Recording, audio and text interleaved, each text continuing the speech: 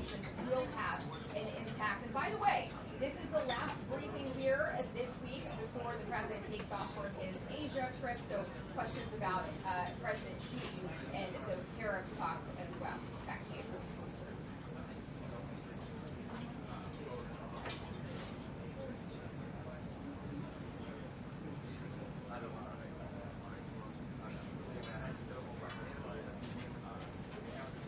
Yes, absolutely. In fact, we were talking with folks ahead of this briefing, and we were hearing that that might be actually one of the most popular questions of the day from the media here is questions about the renovations construction going on not too far away from here. So we'll see.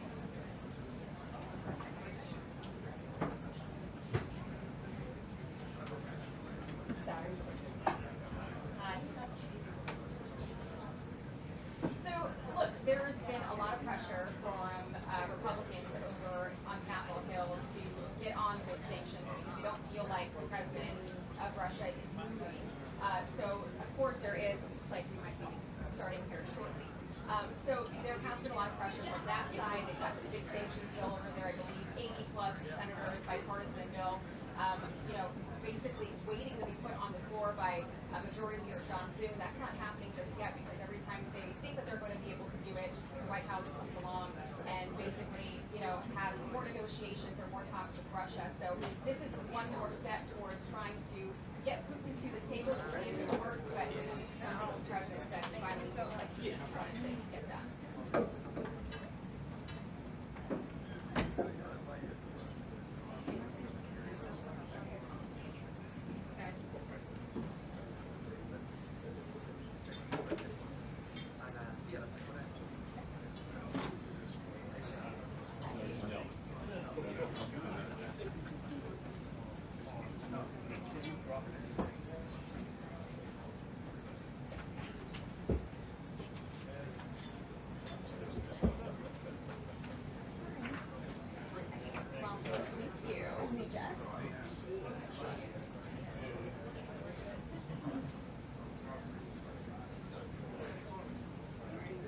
Be here. Is that Michael on? It is now.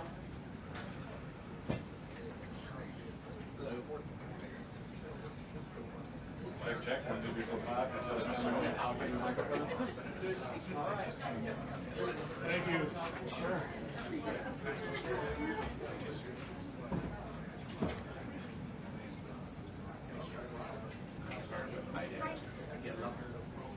Hello, now. 1, 2, 3, 4, 5.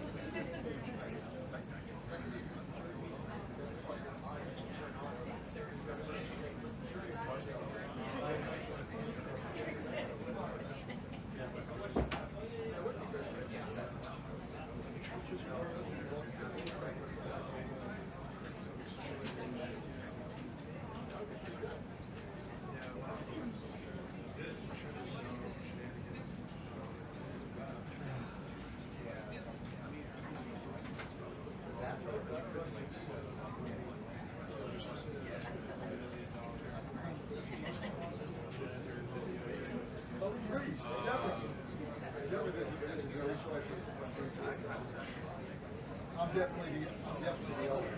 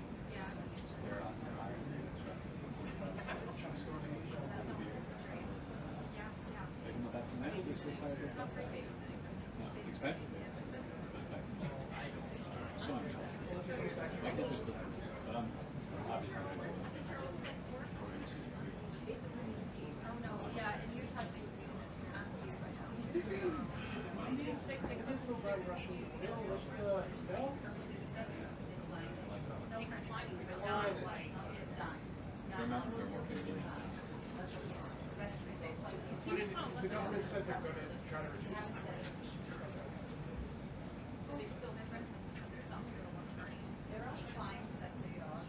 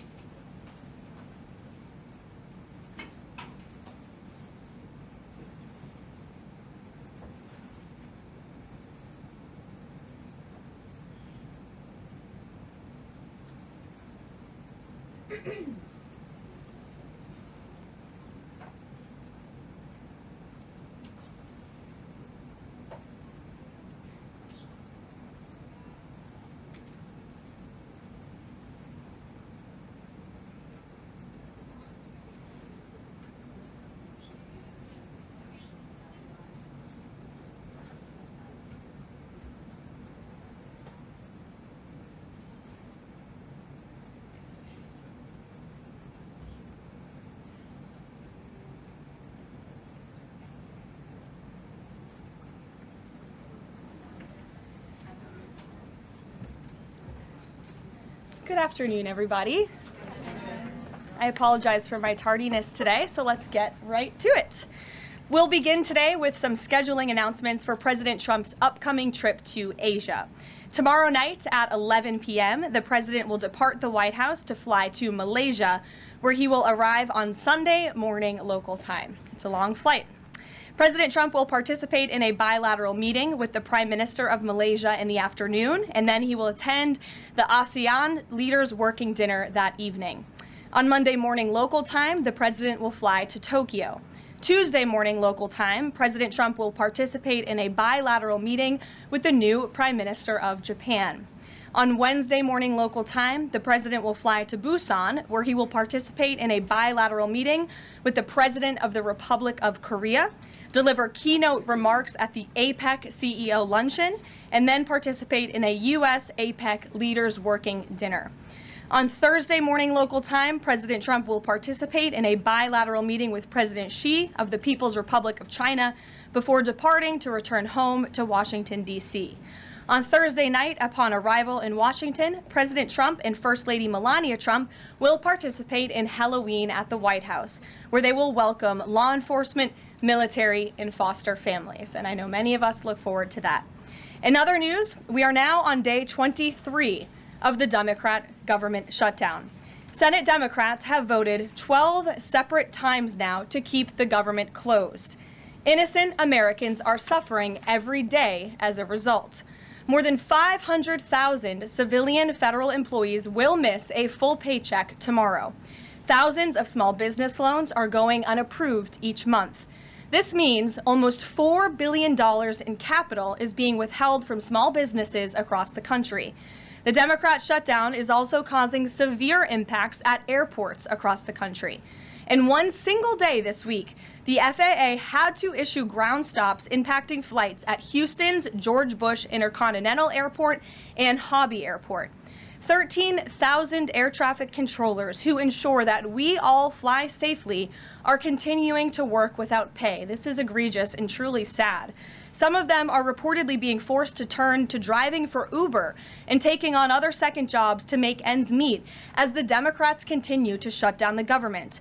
Pilots are calling on Democrats to end this dangerous political game. The president of the Southwest Airlines Pilot Association called for the clean continuing resolution to be passed, saying, quote, "Our air traffic controllers and the broader air traffic system are already operating under immense pressure. A government shutdown only compounds that stress and threatens the efficiency of our skies." The Airline Pilots Association International, which represents more than 80,000 pilots, is sounding the alarm as well. They said this shutdown is undermining our system's safety. Resources are stretched thin, negotiations are delayed, and strain grows daily. With the Thanksgiving holiday approaching, we are nearing the busiest travel period of the entire year, when millions of Americans will go to airports to spend time with their loved ones. Let us be very clear from the White House today. If the Democrats continue to keep the government closed, we fear there will be significant flight delays, disruptions, and cancellations in major airports across the country this holiday season. If Democrats continue to shut down the government, they will also be shutting down American air travel. The White House is in constant communication with the air traffic controllers, with the airline associations, and with them, we urge Democrats to please pass the continuing resolution so we can just end this madness and this chaos and reopen the government. These are very avoidable consequences. The unnecessary pain, unfortunately, does not end there. Funding for the Supplemental Nutrition Assistance Program known as SNAP, which provides food benefits to low-income families, is beginning to lapse this week in some states. If Democrats continue to hold Americans hostage, there will not be enough funds to provide SNAP benefits for more than 40 million Americans on November 1st. That is next week. Democrats are solely responsible for all of this unnecessary pain. Why are they doing it? To give taxpayer-funded health care benefits to illegal aliens, some of whom are violent criminals. During the 4 years of Joe Biden's administration, the Democrats forced Border Patrol to admit illegal aliens into our country with no legal status and minimal screening. A significant number of these individuals are the worst of the worst criminals: rapists, pedophiles, murderers, and even members of the terrorist watch list. Despite having no legal status, paroled aliens were able to file for work authorization, receive Social Security numbers, and access other benefits like Medicaid that are meant for Americans. Since I've found many in this room to repeatedly deny the reality that Democrats gave Medicaid benefits to illegals, and they continue to seek to do just that, I've brought a few verified examples for you today. These are examples of some of the illegals who received Medicaid benefits under President Biden's leadership, and this is what Democrats are wanting to do. This is why they are continuing to keep the government closed. An illegal alien from Laos was arrested for murder, robbery, and felony possession of a firearm. An illegal alien from Guatemala who was arrested for rape and burglary. An illegal alien from El Salvador who was arrested for strangulation, DUI, and burglary. An illegal alien from Mexico who was arrested for attempted murder. The Democrats' open border policies allowed these threats into our country, and then they provided them with free health care. The president and Republicans, through the One Big Beautiful Bill, implemented a common sense reform to end this fraudulent scheme. But that's why the Democrats are continuing to shut down the federal government. They are trying to reverse this and restore taxpayer-funded health care for illegal aliens like these. Throughout this shutdown, Democrats have said this quiet part out loud. Senator Chuck Schumer, the leader of the caucus that is refusing to open the government, said, quote, "Every day gets better as the shutdown continues." Ask the air traffic controllers if every day is getting better, Senator Schumer, and they will tell you absolutely not. House Democrat Catherine Clark said, "There are going to be families that are going to suffer. We take that responsibility seriously, but this is one of the few leverage points that we have." Here is a House Democrat who is admitting that they are using Americans who are suffering as political leverage. And Senator Bernie Sanders said, "If you reopen the government, we lose our leverage." This is pure partisan games. A senior Democrat aide said the party will not end the shutdown, quote, "short of planes falling out of the sky." That is truly a disturbing statement. The Democrats clearly don't care about this suffering. They care about playing political games against President Trump, and this dangerous charade needs to end. The president and Republicans' position has been clear and unchanged. Pass a clean, nonpartisan funding bill to reopen the government. And then we can talk about all of the partisan issues that the Democrats wish to. If you're watching at home, we urge you to call your Democrat senators and tell them to put our country over their party and reopen the government today. Here in our new media seat, we have Brittany Gibson of Axios. Brittany, why don't you start us off for our Q&A today? Thank you for being here. Two questions, if I may, Caroline. First is, we understand that the president and Republicans will not negotiate on ACA extensions until the government reopens. If and when that happens, what does the president think should be, or what are his plans for preventing rising healthcare costs for Americans? It's a very good question, and I'll leave that to the president to negotiate that when Democrats vote to reopen the government. When it comes to lowering healthcare costs, the president is deeply committed to this. It's why he has spent so much time and effort negotiating with Big Pharma to lower the healthcare costs of prescription drugs. All of you have been in the Oval Office for multiple different announcements. We've had these most favored nations deals with these large pharmaceutical companies committing to lowering drug costs in this country. So it's something the president wants to do. And Brittany, one more point. I'll just point out the irony in Democrats holding the government and the American public hostage over a healthcare system that they created. The healthcare system was called Obamacare. Why? Because Democrats and President Obama implemented. And Republicans have always said it's a broken system, yes, but they caused it, and now they want to shut down the government to fix it. We need to open the government, and then we can have these very important conversations about health care. And the second Second, on H-1Bs and foreign students, during the campaign, President Trump said he wanted to make it easier for foreign students to work at U.S. companies, stable green card to every diploma. But the changes from several agencies now on H-1Bs are adding more obstacles to that. The administration is being sued over those changes. Can you explain the changes in the president's thinking on H-1Bs? Administration will fight these lawsuits in court. The president's main priority has always been to put American workers first, and also to strengthen our visa system. We know for far too long the H-1B visa system has been spammed with fraud, basically, and that's driven down American wages. So the president wants to refine this system, which is part of the reason he implemented these new policies. These actions are lawful, they are necessary, and we'll continue to fight this battle in court. Garrett. Two questions on different topics, if you'll Sure. indulge me. On the pardon of Changpeng Zhao, and apologies if I'm mispronouncing that name, Binance has significant business interests with World Liberty Financial, the president's family's crypto company. How do you respond to the allegations from Democrats that this is a corrupt act? I would respond and say the president is exercising his constitutional authority to grant clemency requests. And the president and the White House have a very thorough examination of every pardon request that comes to the president's desk. It is thoroughly reviewed by the White House Counsel Office, and I spoke with our great White House counsel about the pardon after it happened. This was an overly prosecuted case by the Biden administration. Even the judge in the case admitted that the Biden administration was pursuing a egregious over-sentencing of this individual, and the previous administration was very hostile to the cryptocurrency industry. So the president wants to correct this overreach of the Biden administration's misjustice, and he exercised his constitutional authority to do so.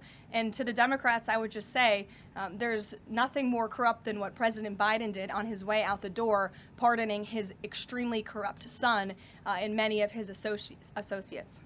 On the ballroom, first of which will probably be several questions about this today, I imagine. Is it a big story? It seems that way. The president's cost estimate has changed several times. I think it's up to $300 million now.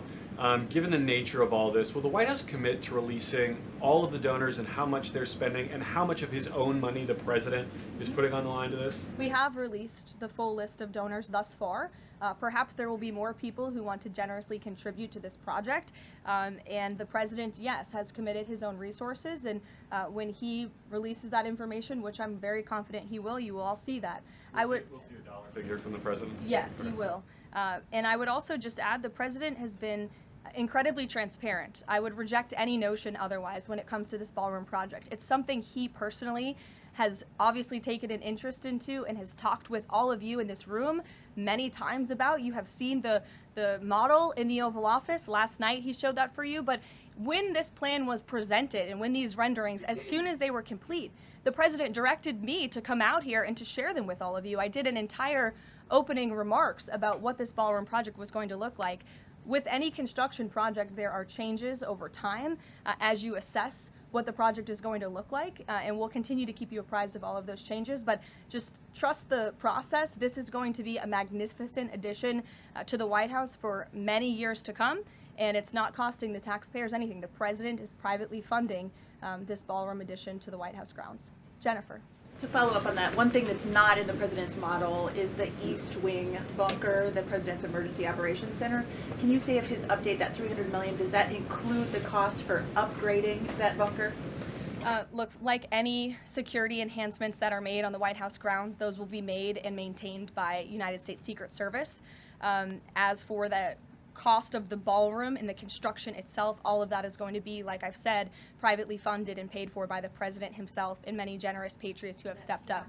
Included in that funding? Correct. Okay, and then can you say, well, that's all right, I'll skip that one. Thanks. Ouija. Okay. So the White House has explained that the reason you didn't submit construction plans to the NCPC is because that commission, along with others, don't have oversight over demolitions, but only over construction.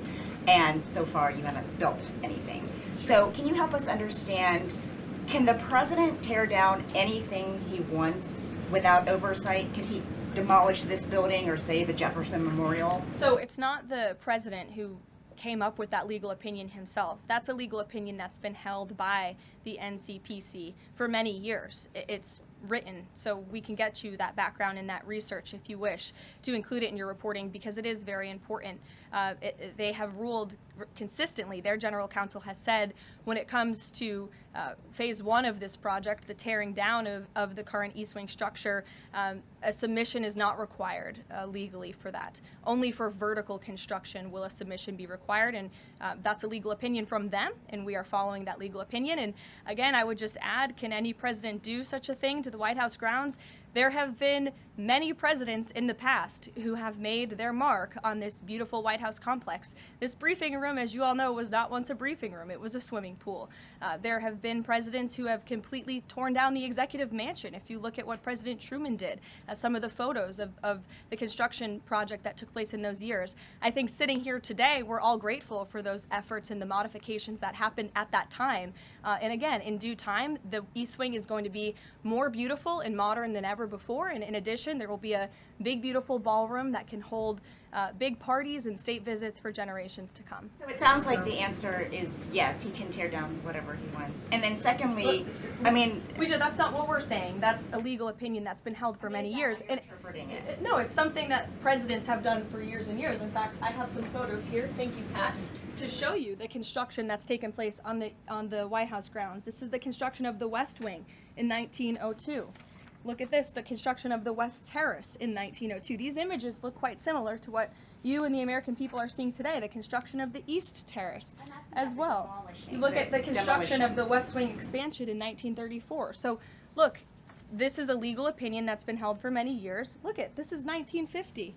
Yes, it looks a lot like what you were seeing today. Can he demolish anything he wants? What do you think that oversight? rubble is? How did that rubble get there? Right, so I'm asking, and then back to the donors. Go ahead, Reagan. Many of them are. Two Reagan, questions, go ahead. one on immigration and another on Venezuela. It's being reported that the semi-truck driver suspected of killing 3 people in a DUI crash is an illegal immigrant who came in under the Biden administration. Do you know if California gave him a commercial driver's license? And then it also appears that California largely has not been cooperating with English proficiency standards. I'm wondering if the administration has any further plans to punish the state. Yes, I can confirm that California gave this individual a license, and it is something that the Department of Transportation has already looked into. I know Secretary Duffy, who's doing a phenomenal job, has spoken on this many times in the crackdown that the Department of Transportation is taking on these licenses that are wrongfully being issued to people who clearly do not deserve to uphold these positions. As for this case in California, on October 22nd, ICE lodged an immigration detainer for this individual following his arrest by local authorities in California on charges, as you know, of manslaughter while intoxicated and driving under the influence. He killed 3 people, and he first entered the United States in 2022 through the southern border, and he was released into our country by the previous administration. So now ICE has lodged a separate detainer for this individual, and these tragedies are following a disturbing pattern of these criminal illegal aliens being issued commercial vehicle licenses. And so yes, the Department of Transportation is absolutely cracking down on that. I defer you to them for any specifics. Venezuela, Sure. President Trump has said Maduro doesn't want to mess with the United States, and this administration is continuing to position more military assets towards Venezuela. I'm wondering if the end goal of this narco-terrorist war is to implement a regime change in Venezuela. The president has spoken on that, Reagan, and I certainly won't get ahead of him. What we've made very clear is that this administration is not going to tolerate international narco-terrorist organizations from trafficking drugs into the United States. And these cartels over time have grown more armed, well-organized, and violent. They have financial means, sophistication, and capabilities needed to operate in the way this administration has. And they have illegally caused the deaths of tens of thousands of American citizens each year. So that's where we are right now with respect to Venezuela, but also any country that is sending purposefully illegal narco-terrorists to the United States of America to bring illegal drugs. Why don't we go in the back? The US and Colombia relationship right now is at one of its lowest points in decades. We heard what President Gustavo Petro had to say about President Trump. We heard yesterday the response from President Trump. Is there any kind of compromises or gestures from the Colombian president that President Trump would like to see in order to de-escalate the tensions? Is it possible a de-escalation? I don't think we're seeing de-escalation from the unhinged leader of Colombia right now, and I don't think the president, frankly, is interested in that at this point. He spoke on this yesterday, and I don't have anything to add to his comments. Go ahead. Yes. Thank you, Caroline. Thank you. In addition to the ballroom and the Rose Garden I'm going patio, into the back. Sorry. Go ahead. in addition to the ballroom and the Rose Garden patio, is the president looking at any other renovations or significant kind of projects here at the White House? Not to my knowledge, no. But he's a builder at heart, clearly, and so his heart and his mind is always churning about how to improve things here on the White House grounds. But at this moment in time, of course, the ballroom is really the president's main priority. Kristen. Last week, President Trump announced that he had a productive call with Vladimir Putin. They scheduled a meeting in Hungary. Since then, he has canceled the meeting and he has imposed sanctions on Russian oil companies. Can you talk about what changed that led to this dramatic shift, or even just what occurred in the last week that got us from point A to point B? Sure. Look, the president has always maintained that he would implement sanctions on Russia when he felt it was appropriate and necessary. And yesterday was that day. I think the president has also long expressed his frustration with Vladimir Putin and, frankly, both sides of this war. And he's always said in order to negotiate a good peace deal, both sides need to be interested in a good peace deal. And he feels as though, unfortunately, from the Russian side as of late, he has not seen enough interest and enough action in terms of moving the ball forward towards peace. And so a meeting between these two leaders is not completely off the table. I think the president and the entire administration hopes that one day that can happen again, but we want to make sure that there's a tangible, positive outcome out of that meeting, and that it's a good use of the president's time. Of course, he's traveling to Asia next week. He has a number of events coming up here on the home front as well. He's been incredibly busy, as you all know. You're all tired from covering him and his movements every day, and so we want to make sure it's a good use of the president's time, and the president doesn't want to waste his time, and he said that. Was it the call between the Secretary of State and Lavrov that led President Trump to believe that President Putin or the Russians did not want a peace deal? That was not the sole reason, no. I think the Secretary Rubio felt that was actually a productive call. But again, the president wants to make sure that a meeting between himself and President Putin will be a good use of his time. What exactly led to President Trump not believing, after his call on Thursday, where he said he did think he wanted peace and wanted a peace deal, to believing that Russians were not? Again, the president wants to see action, not just talk. And I think the president is extremely motivated by the success of his peace deal in the Middle East to get things done. And he wants this war to come to an end. He's been saying it now for 9 months being in office, and he's grown increasingly frustrated with the lack of progress from both sides of this war. Mary. For example. Two quick construction questions, if I can. You mentioned any construction project comes with changes. The president had initially said that this project wouldn't interfere with or touch the current structure. Now he says to do this properly, he realized that the East Wing had to be demolished. This is the people's house. Why not inform the public of that change and when it was decided that the East Wing would have to be demolished? Look, again, with any construction project, changes come, and we have informed all of you. We've been keeping you apprised of this project. We've shown you the renderings, and if you look at the renderings, it's very clear the East Wing was going to be modernized. Instead, in fact, I said that in the briefing when we initially introduced this plan to all of you and to the public. But the East and tearing down are two different things. Well, again, the plans changed when the president heard counsel from the architects and the construction companies who said that in order for this East Wing to be modern and beautiful for many, many years to come, for it to be a truly strong and stable structure, this phase one that we're now in was necessary. And the president wants to do right by the people's house. And so that's exactly what he's doing. It's going to be, again, like I said, much more stable, strong, secure, and more beautiful than ever once it's complete. And the First Lady's offices, where will those be? The First Lady's offices, the Social Secretary's office, and the East Coast. They will be back where they were. Yes. Thank you. Cattle ranchers who supported the president's election have raised some concerns about plans to import beef from Argentina. How will the Trump administration support those farmers? Look, the president hears those concerns. He addressed them yesterday himself. President loves our ranchers, and our ranchers love our president. And in fact, the president did a lot for them in his first term here. They are struggling because of the many horrible policies of the previous administration. The president loves our ranchers, and he also loves American consumers, and he wants to do right by both. So the immediate solution to the problem of the rising cost of beef, the president wants to bring that down, as we have to increase our supply. And so that's what he's doing with respect to these imports. The president also is looking out for our ranchers with a long-term plan that was released by the Secretary of Agriculture yesterday. It's a 3-part plan. It's very extensive and detailed. I would encourage all of you to read through it. But there's really 3 points to this plan that the President has agreed upon and has entrusted Secretary Rollins to implement. Number 1, strengthening U.S. cattle production through increased grazing access, endangered species reforms, enhanced disaster relief, increased access to capital, and reducing costs for new and young ranchers. We want to incentivize more Americans to get into this noble profession. Lowering long-term costs by cutting inspection costs, increasing market options for consumers with product of USA labeling, and ensuring consumers know that they are eating American beef. It's a good incentive for the American consumer. And lastly, growing the domestic herd while boosting long-term demand to reduce prices for consumers while growing the markets for our ranchers. So President hears them. He has to address both of these problems for the ranchers, but also for the American consumer. He promised to lower costs, and that's what he's committed to doing. Caroline, thank you. 2 questions not on the ballroom. The first is, there's a Democrat in Texas who's actually running for Congress who said last night during an interview when talking about fighting Republicans and this administration, quote, "If you hit me in my face, I'm not going to punch you back in your face. I'm going to go across your neck."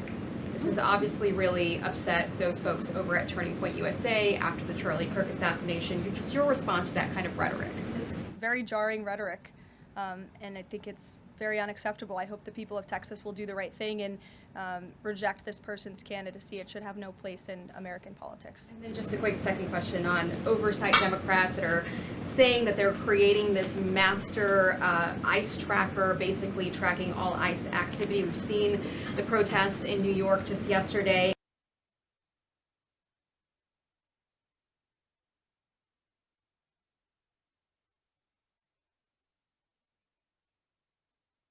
Media outlets, in fact, in this room also write stories about ICE tracker apps that Democrats and other left-wing activists have created to track the location of ICE agents on the ground in our communities. Again, I've said this repeatedly and I will continue to say it. The men and women of ICE are outstanding people. I wish a Democrat on Capitol Hill would actually have the courage or the guts to stand up to their party and sit down with some of these men and women who are doing this incredibly difficult job of enforcing our federal immigration laws.